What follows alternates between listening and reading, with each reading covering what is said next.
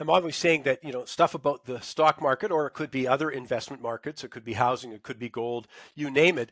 But the bottom line, if you're an analyst, is getting it right. That's the only measure that counts. And that's really hard. People don't understand. I don't mind if someone doesn't like me or they don't like my opinion. My point is, let's find out if I'm right. That's the only measure.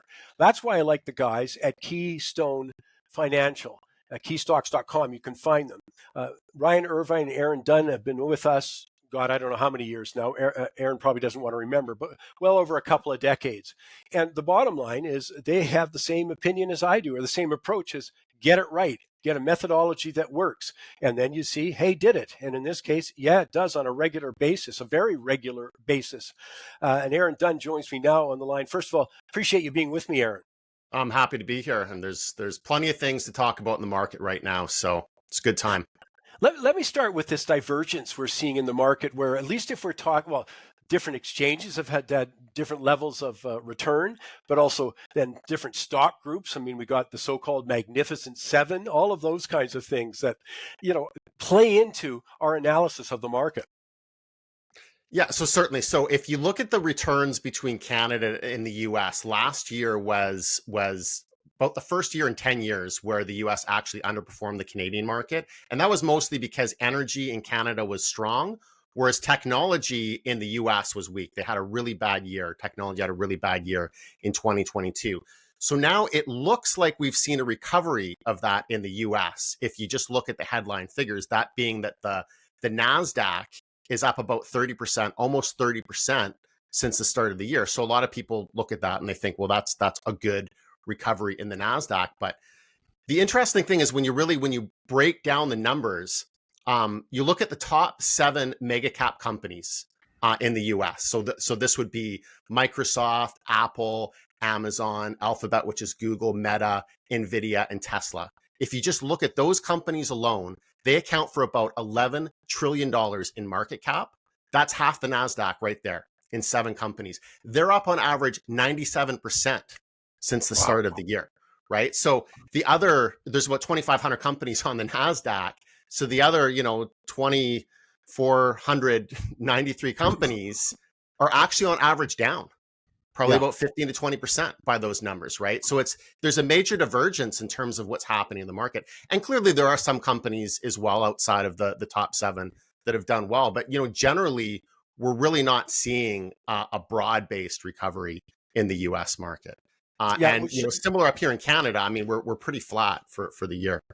But it should be at least some solace to a lot of portfolio managers who their clients come in and say, hey, where's our return? And you explain that if you didn't own those 7 stocks or a couple of them, hey, there was no return, to be had. And of course, that's come on top of a very tough bond market. My gosh, the last few months there alone, and this is what's created such a difficult time for traditional portfolios when if you go down stocks, as you did in 22, and then mediocre in 23, but your bond side's going down too, man, that's a tough environment.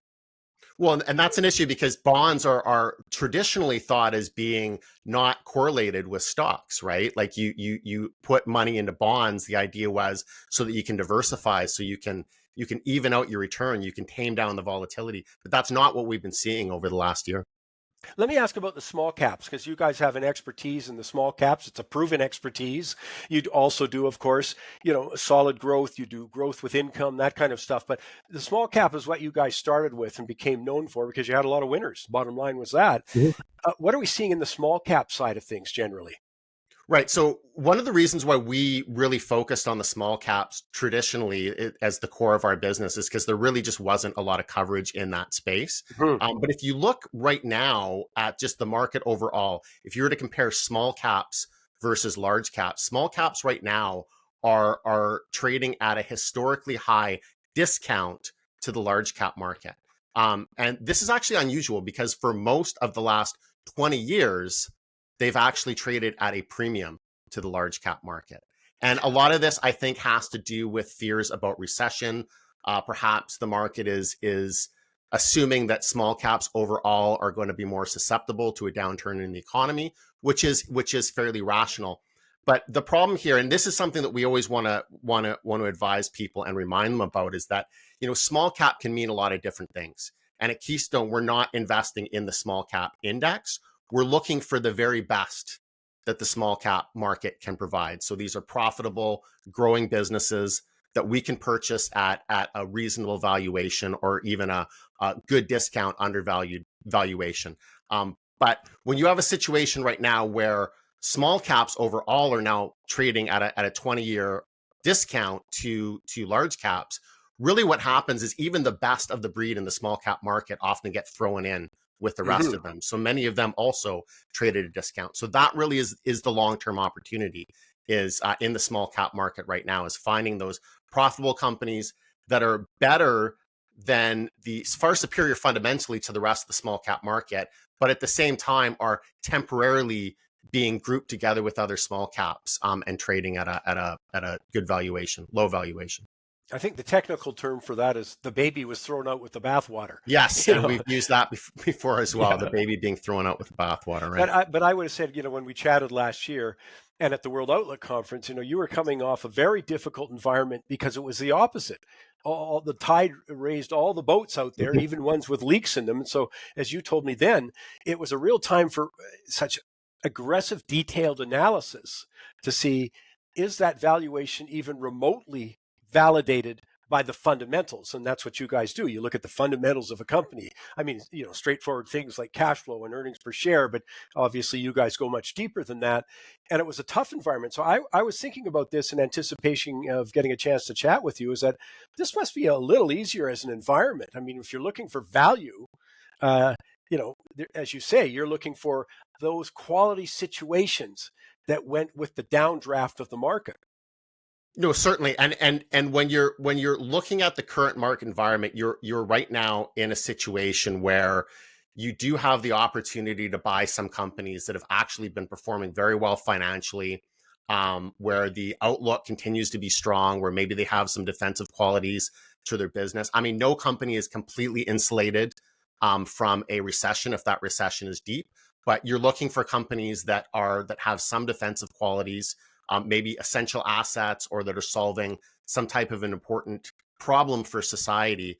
So that these are the types of companies that can certainly continue to be profitable and do reasonably well in a wide range of different economic environments, but at the very least come out the other side of it even stronger and maybe having acquired more market share. But now you are able to find companies like that that are actually trading at a decent valuation. So it's not just, a value stock. I mean, the traditional value stock is a company that has a low valuation, but maybe there's not a lot of growth, or there's a lot of there's some issues that the company is facing, and some specific uncertainties. But you actually have companies right now that are fundamentally strong, that are trading at what we would consider to be attractive valuations long term. Now, the thing is, you need to be patient. That's not necessarily going to change overnight, and that's why multi-year time horizon is important. That's just what I was going to ask you is, and again, some people, not all people, successful investors show some patience and, within their time frame, et cetera. So just generally, and this is maybe a ridiculous question because, there's a lot of unique situations, but if somebody comes in and you say, look, you better expect to hold this for X. Do you do that for every stock? If you know what I mean, your evaluation, you come out and say, no, I think this is a 3-year before you should be coming in patient, or this is a 1-year, this is 5-year, through the fundamentals that you've researched. So generally, when we make a stock recommendation, we're saying that you should, generally speaking, expect to hold that stock for between 1 to 3 years, before you really expect to see the ultimate goal being achieved, which is the company executing the strategy that it's intended on executing, and seeing that in the stock price.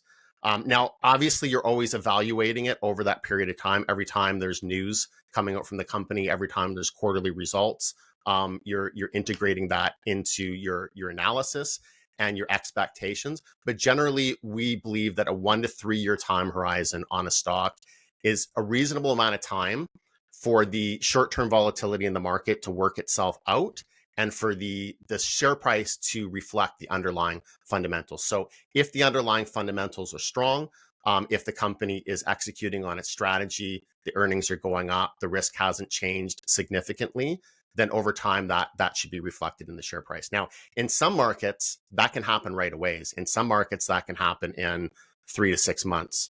Whereas in other markets, it may take, 1 to 3 years. For some companies, it may take 3 to 5 years.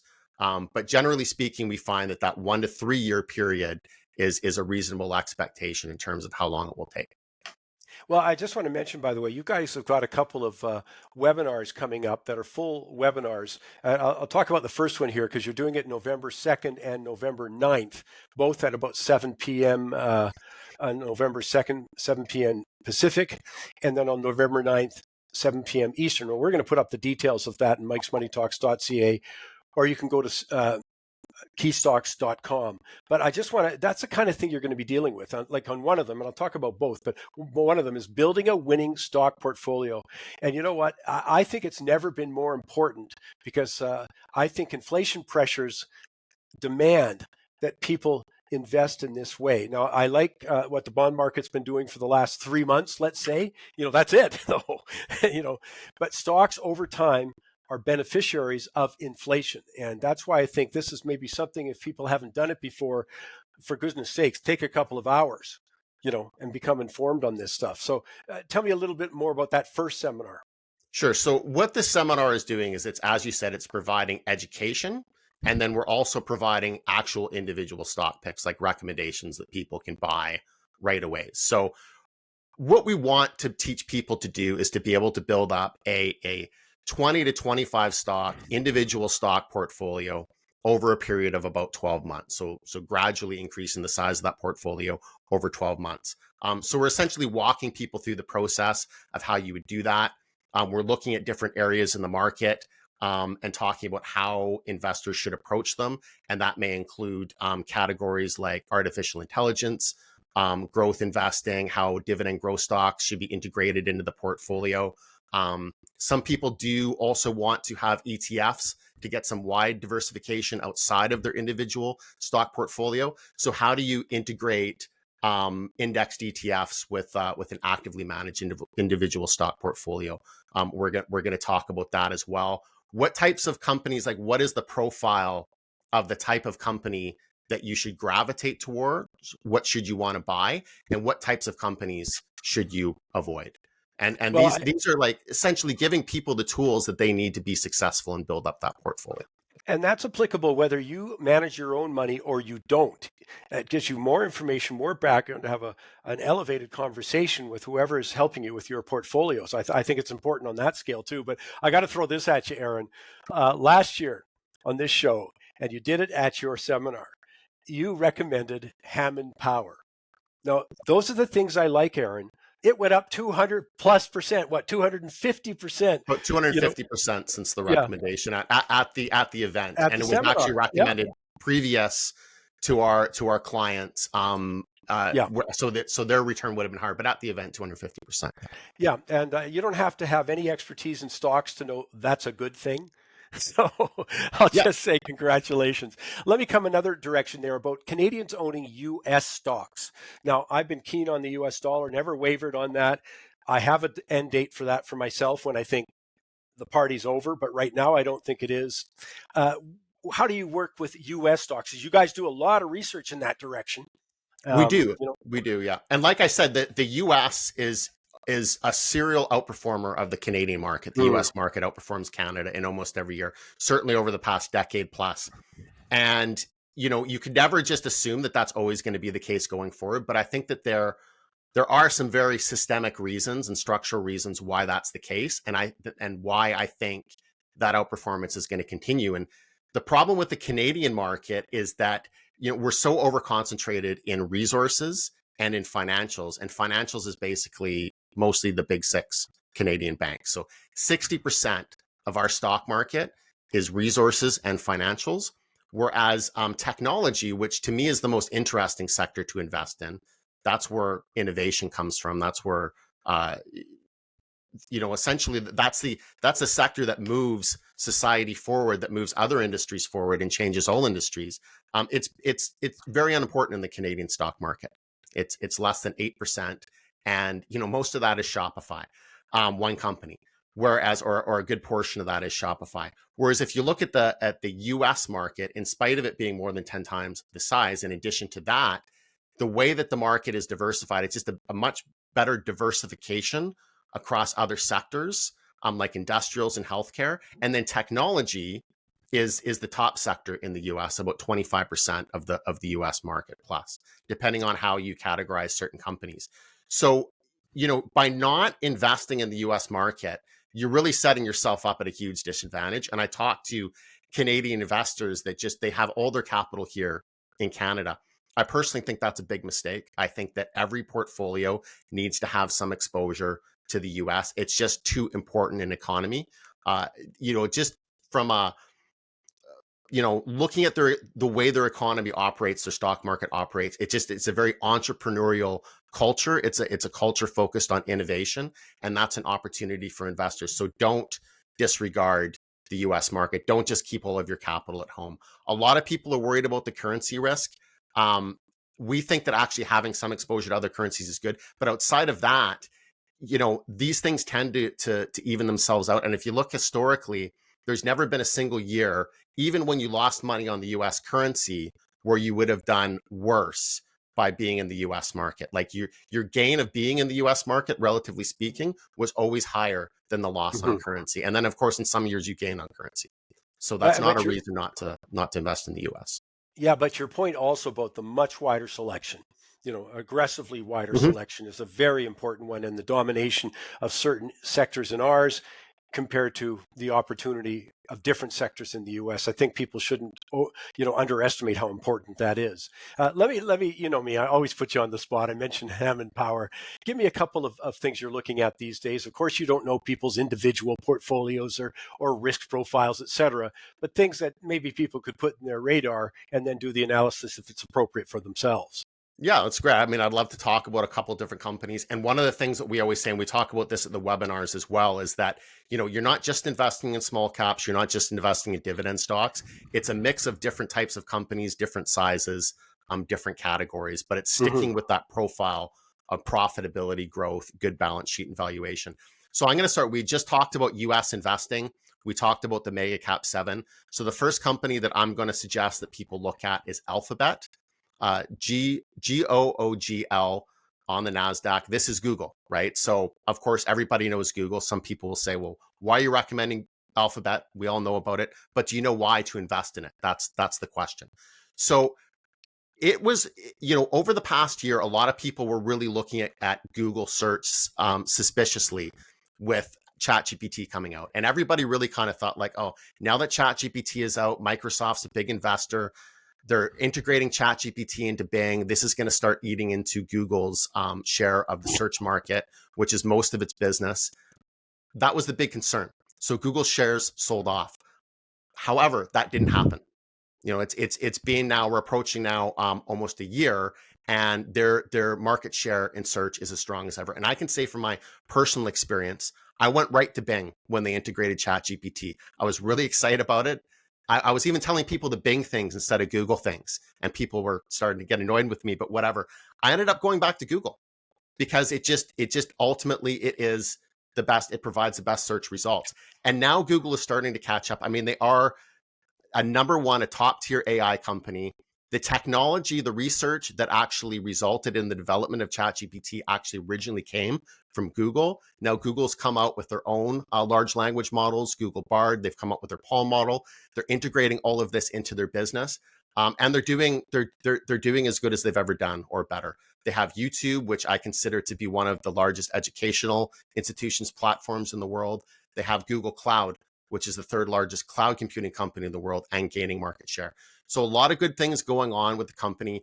You have to have some exposure to the mega cap 7. Alphabet is one way to do it. Double digit earnings growth right now this year and expected next year, but it's still trading at a valuation that's actually pretty cheap relative to the company's fundamentals. About 24 times this year's expected earnings and about 20 times next year's expected earnings. Another thing, they have $118 billion in cash sitting on their balance sheet. They made almost $1 billion, about $900 million just in interest income alone. Now, obviously, we would like to see them deploy that cash. But if you're looking for a company that is well situated in a high interest rate environment, look no further than a company that's sitting on $118 billion in cash and virtually no debt. So Well, Google is a company. or Alphabet is a company that people can look at. You know, it's interesting with the rise in interest rates. Of course, we're focusing on people who've borrowed the money, governments who've borrowed the money. Actually, Microsoft and Google were my examples of companies with huge cash portfolios that were benefiting from the higher rates. There's a tendency to think everybody's losing because rates have gone up. No, it's exactly what you said. You look at Alphabet's huge cash portfolio and they're just laughing. You know, they Mm-hmm. got 1% on that a year and a half ago, and now they're at 5%. It's a big moneymaker for them. Oh, and they don't have to worry about servicing debt, which is Yeah. incredible. They could take that at some point. They could invest it. They could use it for acquisitions. It's a good situation to be in, particularly in this type of an environment. Let's come to this side of the border here. You know, and I know you guys look at literally every stock out there, but I'll ask you about sort of a mid-size and then go down. I'll ask you before you go for a smaller one, but give me something that, you know, a little bit bigger. Sure. So mid-size. So I'm going to talk about a company. It's called EQB Inc. The symbol is EQB. It's on the Toronto Stock Exchange, TSX. And this is a bank, but this is a niche bank. It's the 7th largest bank in Canada. They call themselves Canada's Challenger Bank, which means that they're challenging the big six banks. But they have a niche focus. So their niche focus is based on the customer that they tend to work with, and also their technology focus as well. So they're a very technology-driven company, almost in some ways like a fintech. They're able to provide technology features to their customers very quickly, far quicker than the big banks. And this might be with customer onboarding or customer service or even transferring money. But the reason why we like this company is because it's a business that consistently over time has had far superior fundamentals to virtually every other bank in Canada. They're growing their earnings per share at a double-digit rate, where all the other banks are struggling to maybe grow at low single digits, or in most cases, seeing lower earnings than they've seen in previous years. So we recommended the company originally at the start of the year, around February, March, and they had just come out with the revised 5-year plan. So their 5-year plan going forward over the next 5 years is to double their earnings per share and to triple their dividend, triple the size of their dividend. Yeah. Now, what really gives us confidence in this, outside of just analyzing the current fundamentals of the business, all of the numbers look strong in terms of net interest margin strong, capital ratios strong, loan losses strong. Everything compares extremely well to the other banks, better operating efficiency, so right across the board. But they had just finished a 5-year plan where they had also said that they were going to double earnings, and they did better than doubling their earnings, right? So this is a company that has a historical track record of making goals for themselves and achieving or exceeding those goals. And we have high confidence that they're going to do it again. Based on their financial results in the first 2 quarters of this year, obviously it's early into the 5-year plan, but I would say they're well ahead of target right now at this point. So this is a business, you know, you want to look to hold it for 3 years, 3 to 5 years as they execute that plan. But as this company doubles earnings, we believe strongly that this is going to show up in the share price performance as well. Investors are getting a dividend. It's about 2% right now, which is just kind of the bottom threshold that makes a dividend stock interesting to me. But if you're looking at doubling to tripling your dividend over the next 5 years, I mean, there's a lot, there's huge extra income stream coming in from that. And it's trading at 8 times earnings. So superior fundamentals to the other banks, more attractive valuation, outlook, and all of the numbers look strong at this point. Give me a quick small cap before we're done here, because I know time's running short, but give me a small cap. Sure. So I'm going to talk about gold has been topical lately. So I'm going to Yep. talk about a company called Dynacor, DNG. So what they are is they're a gold miller.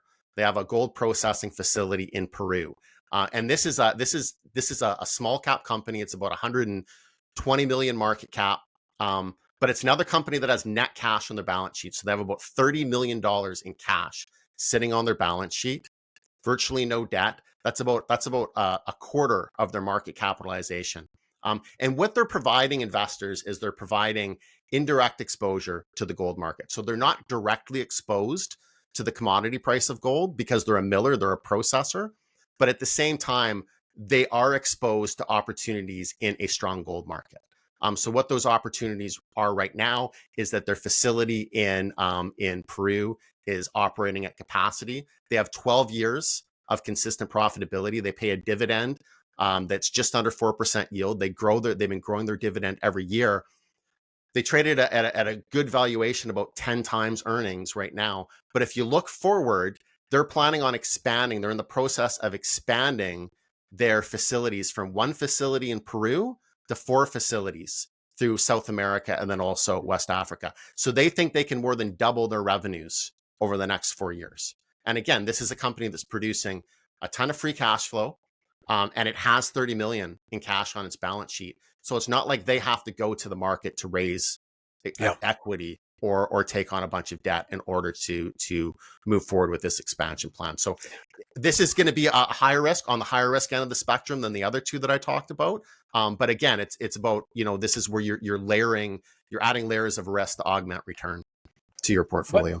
But it's also what you guys are going to be dealing with in the seminars, is how do you build a portfolio?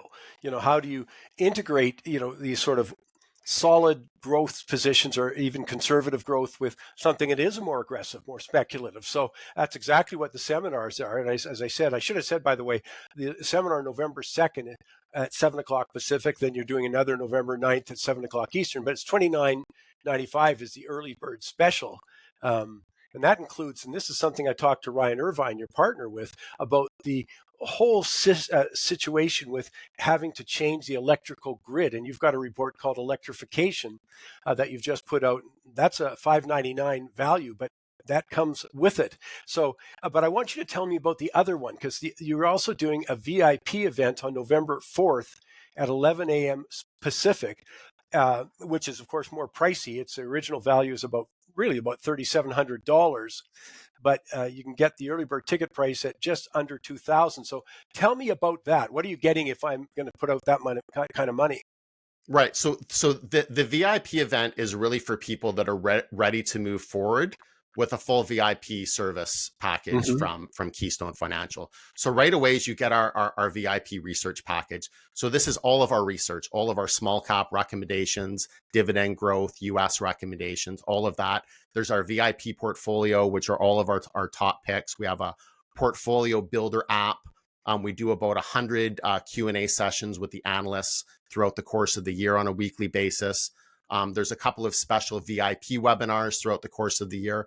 And then on top of that, we also have what is a DIY seminar specifically designed for our VIP clients. So it includes all of the educational content that we would have in our typical DIY webinar. But then we expand beyond that. And what we're really trying to do is we're trying to set our clients up for success. So it's research plus education, as well as opportunities to do calls with our analyst team, just essentially set people up for success, get them started with our recommendations and building that portfolio, and then helping them along the way as well. So it's a very, very comprehensive service. It's, as I say, I think we're in a period of time where I think it's as difficult. We had Jamie Dimon, I think this week, said it's the most precarious time, he can remember in generations now. And I would agree with that. And people ask me all the time, well, how do I defend for myself? How do I protect myself? This is how. Education is how. But I'll tell people that you didn't have to memorize all that. You can go to keystocks.com, or go to mikesmoneytalks.ca and get all the details of that. In the meantime, Aaron, I think those sound terrific, but I want to thank you for taking time with us today. Oh, it's always a great time. Thanks a lot, Michael. Appreciate it.